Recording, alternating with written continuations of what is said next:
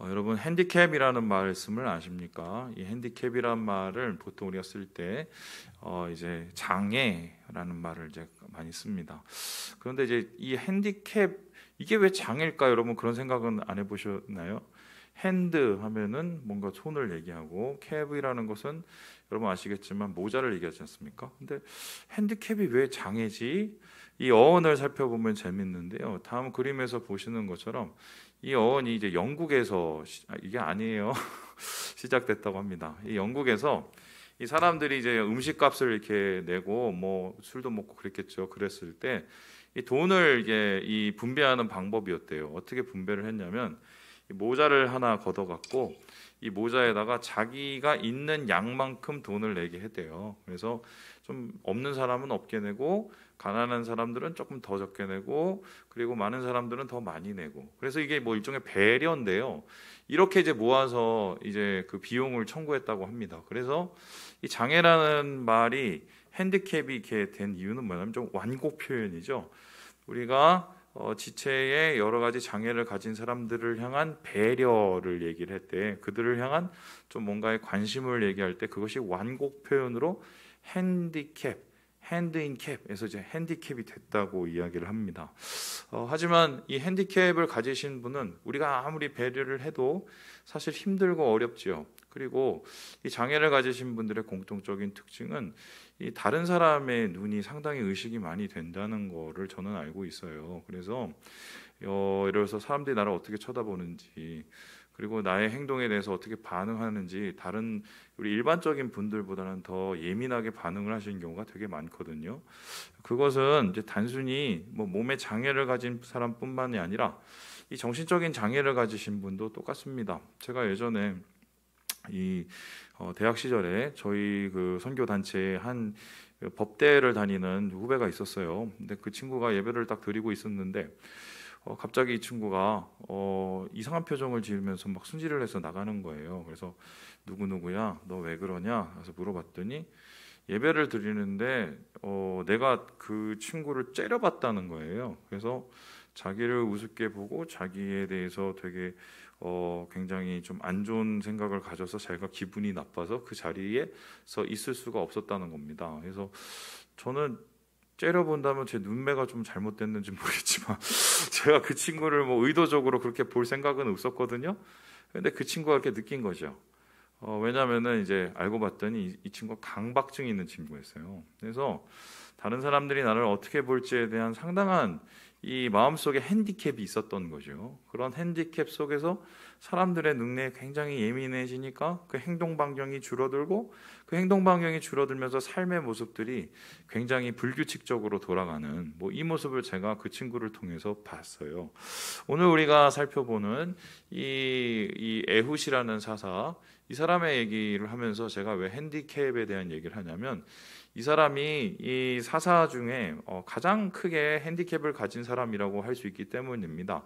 이 다음 그림에서 보시는 것처럼 이 사람이 에글론이라는 이 모압 왕을 비대한 왕 그리고 힘센 왕을 죽이기는 했지만 이 사람의 모습 속에는 사실 이스라엘의 사사가 되고 리더가 되고 또한 이스라엘의 여러 구원을 제시할 수 있는 그러한 이 소양과 그러한 자격과 능력이 사실 풍부하지가 못했습니다. 오히려 그러지 못할 상황, 그러지 못할 환경, 자기 안에서 갇혀서 아무것도 하지 못할 핸디캡 속에 있었었는데요. 그렇다면은 이 에훗이라는 사람은 어떤 핸디캡에 가려져 있었을까? 어떤 이 장애가 그를 괴롭히고 있었을까? 오늘 말씀을 보면 세 가지의 큰 장애가 그에게서 발견이 됩니다. 우리 함께 3장 15절의 말씀을 같이 한번 읽어보도록 하겠습니다. 시작. 이스라엘 자손이 여호와께 부르짖음에 여호와께서 그들을 위하여 한 구원자를 세우셨으니 그는 곧 베냐민 사람 게라의 아들 왼손잡이 에훗이라. 이스라엘 자손이 그를 통하여 모압 왕 에글론에게 공물을 바칠 때에 지금 보니까 이 에훗을 소개하기를 베냐민 사람 게라의 아들 왼손잡이 에훗 이렇게 소개하고 있습니다. 근데 이 말에는 이미 그의 상당한 정보가 드러나고 있는데요. 그럼 이 말에 담긴 그의 이 세 가지의 핸디캡은 뭐냐? 우리 같이 첫 번째 같이 한번 읽어볼까요? 시작. 베냐민 자손. 예, 그의 첫 번째 핸디캡은 베냐민 자손이었다는 것입니다. 베냐민 자손이 왜 핸디캡일까요? 다음 그림을 보시면 좀 이해가 되는데요. 이스라엘의 여러 영토 중에 가장 작은 영토에 해당하는 것이 바로 베냐민의 영토였습니다. 저기 보이시나요? 유다와 이 단과 에브라임 중간에 끼어 있는 지역이 베냐민인데요. 베냐민은 물론 그곳을 이제 제비를 뽑았지만 상당히 이 여러 지파들에 비해서 인원이 작은 사람들이었어요. 그리고 이 사람들이 나중에 이 사사기의 마지막 부분에 되어서는 거의 몰살을 당하시피 하는 이 생존의 이 문제까지 나타나게 되는 매우 지극히 작은 지파가 바로 베냐민 자손이었습니다. 그런데 이러한 베냐민 자손 중에서도 게라의 아들이라고 하였으니까 사실 이제 명문가가 아닌 거죠. 요즘으로 따지자면 흑수저죠, 흑수저. 지금 뭐 이 대선을 앞두고 뭐 내가 흑수저냐, 네가 흑수저냐, 뭐 이럴 때만 흑수저를 찾죠. 그분들도 사실 보면 다 금수저죠. 지금은 뭐 다 그냥 얘기하는 거예요. 뭐 대표적으로 기억나시죠? 옛날에 노 대통령 때 노무현 말고 노태우 대통령이요. 자기 자신을 가리쳐서 뭐라고 그랬습니까? 나는 보통 사람이라고. 보통 사람이 몇 천억을 갖고 있었죠. 그런데 이 사람은 그런 식의 정치적으로 이용할 수 있는 그런 흑수저가 아니라 진짜 흑수저였어요. 이스라엘 12지파에서 별로 부각받지 못하는 사람 중에 한 사람이었습니다. 그래서 앞서서 이 온니엘이라는 첫 번째 사사가 있는데 이 온니엘이라는 사사는 한마디로 명문가였습니다. 유다 지파였고 유다 지파 중에 갈렙의 자손이었어요. 그러니까 이 사람은 한마디로 표현하면 오늘날로 따지면 금수저죠.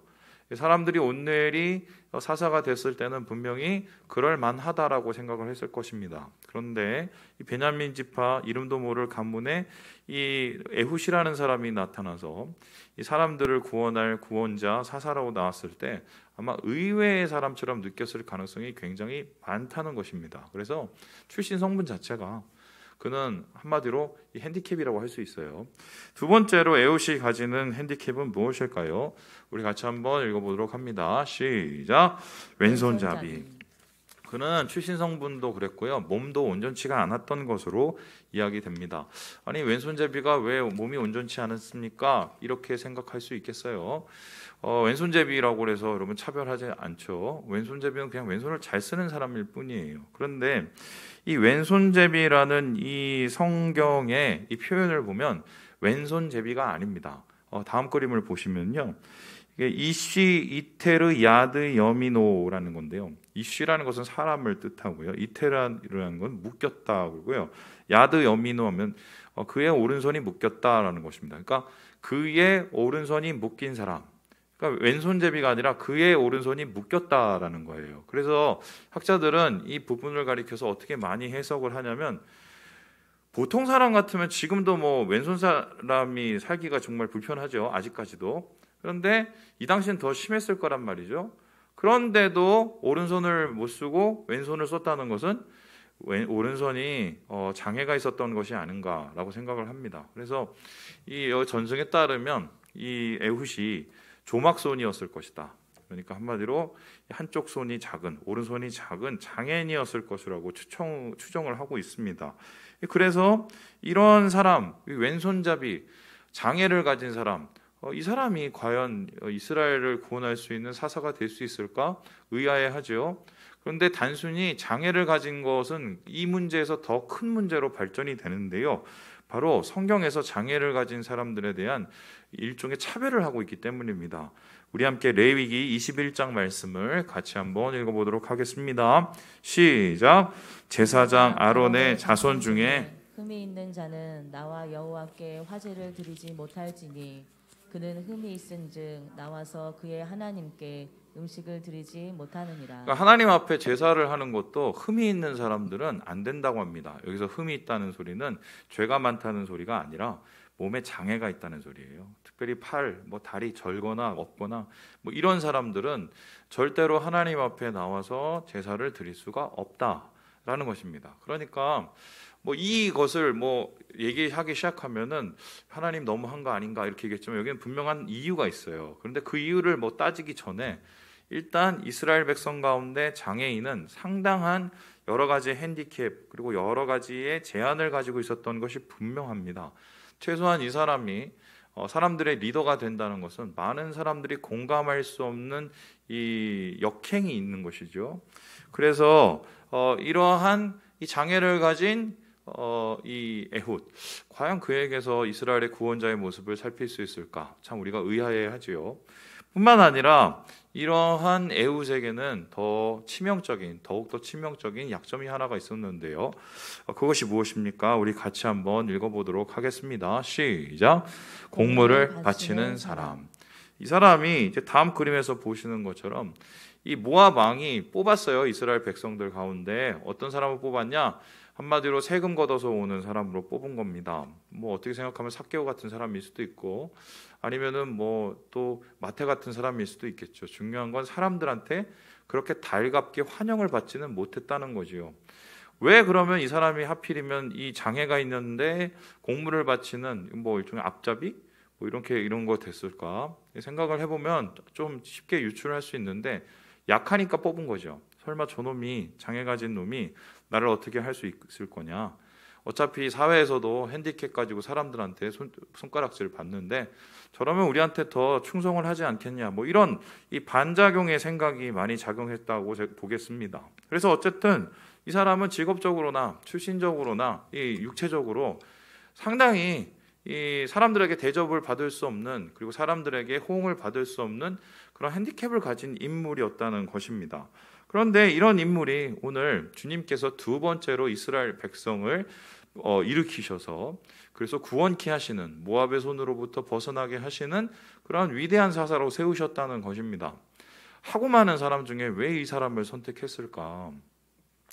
이 사람의 장애를 넘어선 뭔가 중요한 하나님이 쓰시기에 합당한 모습이 있지 않았겠습니까? 이 성경에는 그것을 잘 살펴보면 그에 비슷한 이 근거가 될 수 있는 구절을 찾을 수가 있습니다. 바로 그것은 사사기 3장 19절의 말씀입니다. 우리 같이 한번 읽어보도록 하겠습니다. 시작. 자기는 길갈 근처 돌 뜨는 곳에서부터 돌아와서 이르되 왕이여 내가 은밀한 일을 왕에게 아뢰려 하나이다 하니 왕이 명령하여 조용히 하라 하매 모셔선 자들이 다 물러간지라. 여기서 이제 일종의 첩자 노릇을 한 거죠. 앞잡이 노릇을. 그래서 왕한테 가서 이 공물을 바치면서 드릴 말씀이 있어요. 이렇게 얘기를 한 겁니다. 여기서 드릴 말씀이라는 이 단어가 은밀한 일이라고 하는데 아마 왕은 이 이야기를 들었을 때 뭔가 이 이스라엘 자손의 동태를 대해서 얘기를 해주던가 비밀 정보를 얘기해줘서 자기를 이롭게 하는 것이 되지 않을까 생각해서 그를 은밀한 얘기를 듣기 위해서 부르죠. 그런데 그 은밀한 일이라는 게 결과적으로 뭐냐면요. 다음 보는 것처럼 이것이었습니다. 칼이에요. 왜 은밀한 일이 칼이 될 수 있었을까? 이 은밀한 일이라는 이 단어가요. 일이라는 말이 일도 되지만 말도 되고 물건도 됩니다. 다바르라는 단어인데 이 말을 들었을 때는 왕은 자기에게 도움이 되는 어떤 첩보라고 생각을 했지만 사실 이 에훗이 이 에글론에게 전하는 은밀한 일이라는 것은 그를 죽이는 칼이었습니다. 근데 그 칼이 어떻게 준비가 됐냐면 저기 보는 것처럼 한 뭐 48cm, 45cm, 그러니까 1규빗 정도 되죠. 이 정도의 칼을 이 발에 몰래 숨기고 들어갔던 거죠. 왜 이 칼을 숨기고 들어갔는데 사람들에게 제재를 받지 않았을까? 이미 여러 공물을 바치면서 그러한 의혹들을 이게 잠재우기에 이게 어느 정도의 친분이 있었을 것이고 신뢰와 그리고 설마 저렇게 손이 조막손인 저 사람이 비대한 이 에글론 왕을 어떻게 할 수냐 그렇게 생각을 했겠죠. 하지만 어쨌든 이 에훗은 상당히 많은 기간을 준비를 한 겁니다. 우리식으로 따지면 뭐 안중근 의사죠. 그렇게 해서 이 가슴 속에 품었던 팔에 이 은밀한 일을 꺼내죠. 그리고 이 칼을 꺼내서 찌릅니다. 그리고 그 칼을 꺼내서 찌를 때 뭐라고 하냐면 이건 하나님의 심판이라고 그에게 선언을 해버리는 겁니다. 그렇다면은 이런 얘기가 되는데 이 사람은 핸디캡도 되게 많고 이 사람은 여러 가지 장애도 있고 또 사람들의 손가락질을 받을 만한 여러 가지가 있었지만 그럼에도 불구하고 마음속에는 하나님과의 은밀한 일, 소명과 사명에 대한 상당한 집착 내지는 상당한 마음속에 갈망이 있었던 겁니다. 많은 사람들이 이 에굴론 밑에서 모압 밑에서 고통하고 신음했지만 일단 사람들에게 대항하지 못했던 일은 자기의 위험을 느꼈기 때문이죠. 신변의 보장을 받기 위해서 아무 일도 하지 않았던 거예요. 그런데 이 에굴론 앞에서 에훗은 자기의 목숨이 위태로워지더라도 하나님께서 주시는 사명을 내가 붙잡는다면 내 부족함에도 불구하고 그것을 감당하고 주님을 위해서 내가 내 한 몸을 바칠 수 있는 헌신의 마음이 있었던 거지요. 그러니까 그게 아무것도 아닌 차이지만 이 사명의식이, 모두를 위한 헌신과 희생의식이 모든 장애를 뛰어넘을 하나님의 능력의 이유가 되는 것입니다. 그래서요, 이러한 모습에 대해서 바울이 어떻게 우리에게 말을 하고 있습니까? 우리 고린도후서 12장의 말씀을 같이 한번 읽어보도록 하지요. 시작. 그러므로 도리어 크게 기뻐함으로 나의 여러 약한 것들에 대하여 자랑하리니 이는 그리스도의 능력이 내게 머물게 하려 함이라. 하나님께서는 강한 사람만 쓰시는 게 아니죠. 하나님께서는 금그릇만 쓰시는 게 아닙니다. 하나님께서 쓰시는 사람은 은그릇도 있고 금그릇도 있고 토기그릇도 있고 나무그릇도 있어요. 중요한 건 뭐냐면 그 준비, 그 그릇이 비어있고 깨끗이 닦여있냐는 것입니다. 그리고 하나님의 것을 담고 하나님의 사명을 준비할 수 있는 그 마음에 헌신과 사명의식이 있냐는 것인데요. 결국 이 에훗은 모든 장애에도 불구하고 그 장애가 자기의 마음을 쪼이고 어떤 경우는 하나님 안에서의 이 거사를 치르는 일조차 방해할 수 있었지만 그거를 극복해낸 거예요. 왜입니까? 보이는 것이 중요한 것이 아니라 보이지 않는 것이 중요하고 세상 사람들의 나를 생각하는 그 마음이 중요한 게 아니라 하나님께서 나에게 원하시는 것이 무엇인지가 더 중요했기 때문입니다. 그래서 이러한 이 약한 자를 하나님께서 쓰셨다. 그것은 그의 마음속에 있는 사명과 소명의식을 바라보시는 거고 그가 하나님 앞에 온전히 드려지는 그 마음의 중심을 하나님께서 기뻐하셨기 때문이에요. 여러분, 똑같은 상황에 있는데 어떤 사람은 내가 이것 때문에 못해, 저것 때문에 못해, 뭐 그것 때문에 못해 그렇게 탓하고 불평하고 원망하고 인생 망치시는 분들이 있어요. 그런데 똑같은 상황 속에서도 하나님 안에서 여러 장애와 난관이 있지만 그래서도 그럼에도 불구하고 하나님의 큰 일을 이루시는 분들이 있단 말입니다. 그 차이가 뭘까요? 그 마음속의 중심이 하나님 앞에서 어떻게 준비됐냐는 것입니다. 사탄은 우리의 마음을 계속해서 대적하죠. 네가 그러고 뭐 하겠어? 네가 뭐 그따위가 뭘 해? 우리의 마음을 계속 참소를 시킵니다. 넘어지게 합니다. 이유는 당연해요. 우리의 가능성을 우리가 보지 못하게 하려는 것입니다. 내가 약하지만 하나님의 손에 붙잡힐 때 주님이 사용하시고 큰 일을 하실 수 있다는 것을 사탄이 너무 잘 알기 때문에 우리의 마음속에 계속 장애를 두고 농락질을 하는 거죠.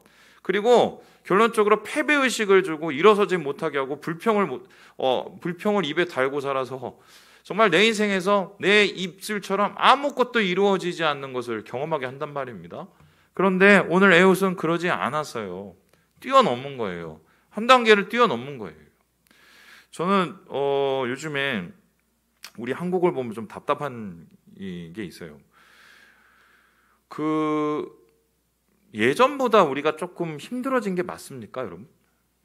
그렇게 생각하세요? 뭐 보면은 이게 희망이 없다, 한국은 미래가 없다. 이게 사방에 보면 막 욕지거리.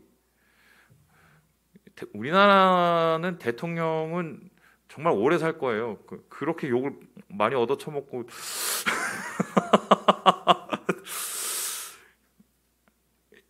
그런데 여러분 솔직히 생각을 해보세요.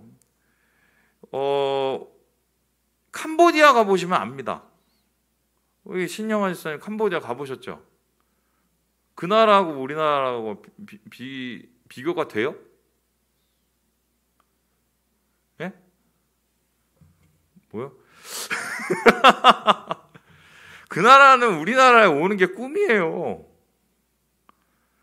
밥도 제대로 제가 캄보디아 가서 선교사님이 저보고 현지 체험 한번 해볼 거냐고 해서 하지요? 그랬더니 저를 데리고 무슨 그 도시락 그 파는 데를 갔는데요.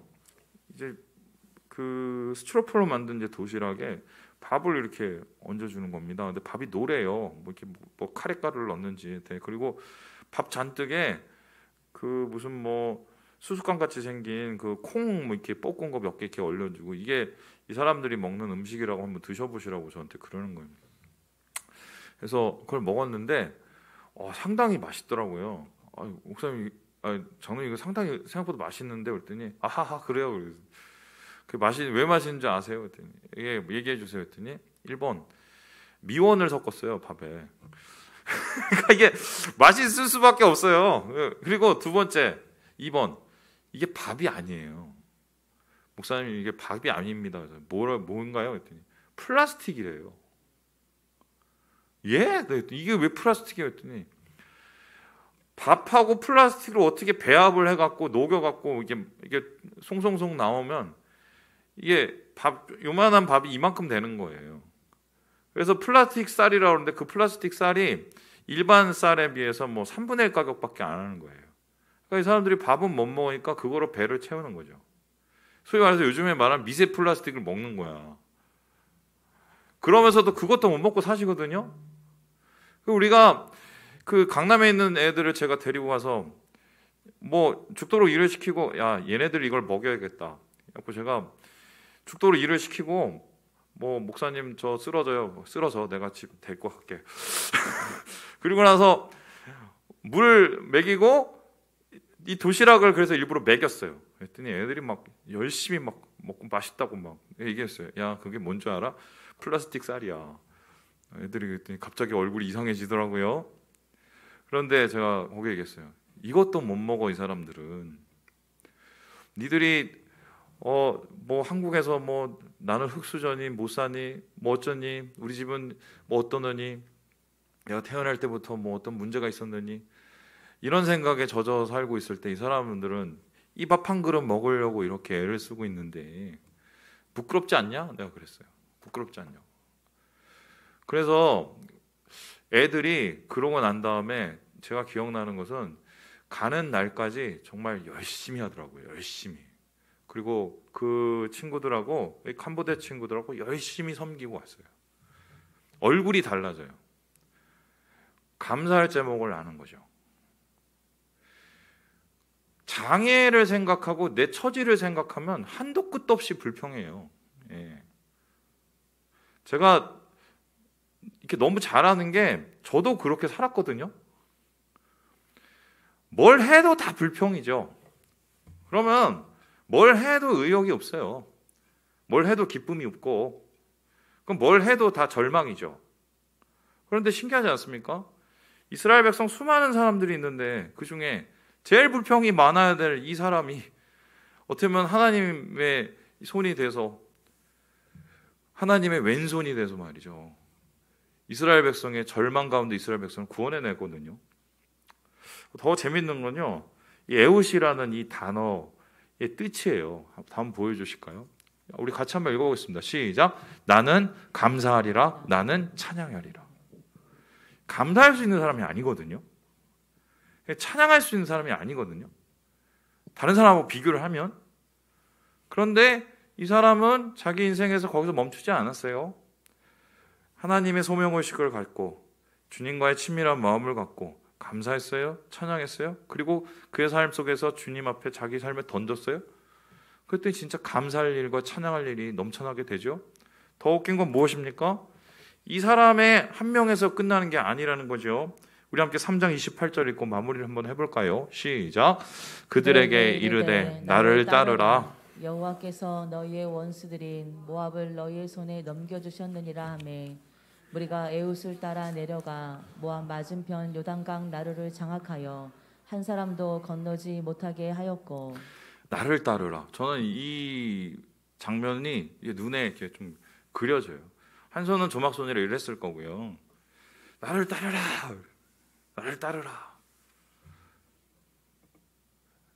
자기가 다른 사람한테 나를 따르라고 할 입장이 아니거든요.